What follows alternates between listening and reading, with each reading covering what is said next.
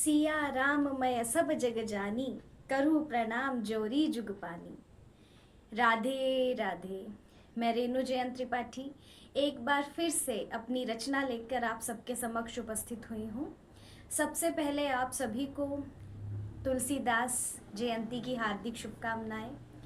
श्रावण मास की शुक्ल पक्ष की सप्तमी तिथि को गोस्वामी तुलसीदास जी का जन्मोत्सव मनाया जाता है और मेरी बड़ी बेटी का जन्मदिन भी श्रावण शुक्ल सप्तमी के ही दिन हुआ है। तो आप सब उसके उज्जवल भविष्य के लिए, स्पिरिचुअल ग्रोथ के लिए ज़रूर प्रेयर्स करिएगा। तुलसीदास जी के ऊपर मैंने एक कविता लिखी है जो आप सबके समक्ष शेयर कर रही हूँ। अगर कोई भी त्रुटि मुझसे होती है तो मुझे जो है वो आप माफ़ करिएगा, क्योंकि मैं हमेशा कहती हूँ कि इस सीमित बुद्धि से इस असीमित ज्ञान को समझ पाना बहुत ही मुश्किल है। एक छोटा सा प्रयास इन कविताओं के माध्यम से मैं कर रही हूँ। तो अब मैं अपनी कविता की तरफ चलती हूँ। राधे राधे। चित्रकूट प्रयाग के पास राजापुर गांव में सरयू पारणी ब्राह्मण आत्मा राम दुबे के घर जन्मे हैं राम बोला, जो विश्वविख्यात हुए तुलसीदास बन, जो है महर्षि वाल्मीकि जी का ही स्वरूप। 12 महीने गर्भ में रह 32 दांतों संग, श्रावण शुक्ल सप्तमी अभुक्त मूल नक्षत्र में जन्मे, मुख से निकला राम नाम। पर फिर भी अमंगल की चिंता से दासी संग पुत्र को भेज माँ हुलसी ने अगले ही दिन किया धाम गमन। दासी चुनिया राम बोला का पालन करती बहुत प्रेम से, पर 5.5 वर्ष की आयु में चुनिया के देह त्याग से राम बोला हो गया अनाथ। पर अब जगत जननी माँ पार्वती बनी तुलसीदास जी की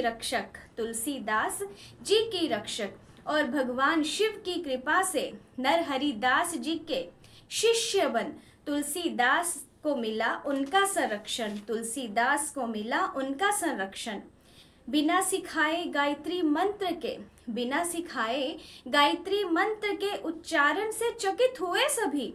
फिर राम मंत्र की दीक्षा पाकर रामचरित्र सुना नरहरि जी के मुख से। काशी में शेष सनातन के यहाँ वेदाध्ययन किया 15 वर्षों तक।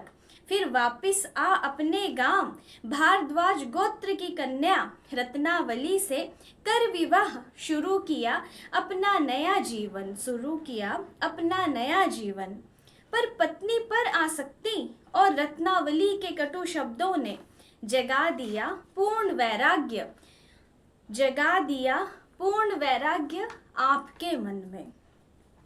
प्रयाग में आकर साधु वेश धारण किया, काशी में करते राम कथा और प्रेत के सानिध्य से हनुमान जी के दर्शन किए।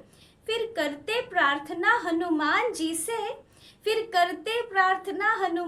से रघुनाथ जी से मिला दीजिए।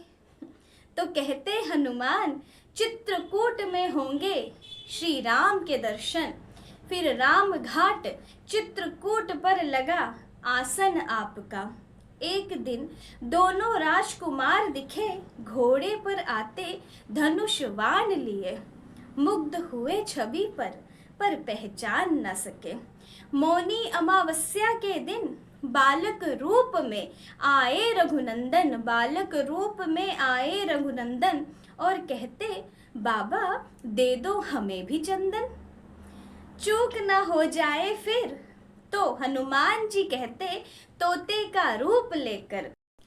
तुलसीदास चंदन घिसे तिलक देत रघुवीर। अब तिलक लगाते स्वयं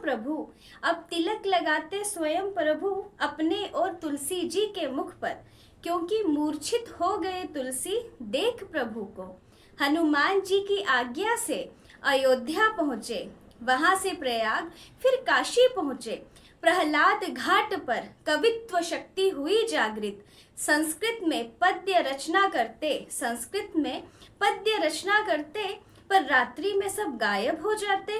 थोड़े से विचलित पर शिवजी के आदेशानुसार काव्य रचना हुई अवधि में अयोध्या आकर रामनवमी के दिन रामचरितमानस लिखने का हुआ आरंभ। 2 वर्ष 26 दिन में रामचरितमानस का हुआ समापन। काशी में गौरी शंकर भगवान विश्वनाथ संग मां अन्नपूर्णा को सुनाया रामचरितमानस, और सत्यम शिवम सुंदरम से गूंजा मंदिर। सब वेदों से ऊपर माना जाता रामचरितमानस 80 घाट पर कलयुग के त्रास से लिखी विनय पत्रिका हनुमान जी के कहने पर और राम जी के हस्ताक्षर ने किया जीवन निर्भय, और राम नाम के ही साथ प्राण त्यागे 80 घाट पर। राम नाम के साथ ही प्राण त्यागे 80 घाट पर श्रावण कृष्ण तृतीया के दिन। राधे राधे। तो ये मेरी कविता तुलसीदास जी के ऊपर, आशा करती हूँ आप सभी को पसंद आई हो। तुलसीदास जी का जीवन चरित्र जो जन्म लेते हुए राम नाम से शुरू हुआ, और जब अंतिम सांस का त्याग हुआ तो उस समय भी उन्होंने राम नाम अपनी जीवा से उच्चारण किया। तो श्री हरि राधा रानी राम जानकी जी के चरणों में यही प्रार्थना कि जब भी हमारा अंत समय आए और जो हमारी ये सांस चल रही है, हर सांस के साथ प्रभु का नाम आए। तो इसी के साथ एक बार फिर से आप सभी को तुलसीदास जी की जयंती की हार्दिक शुभकामनाएं। राधे राधे।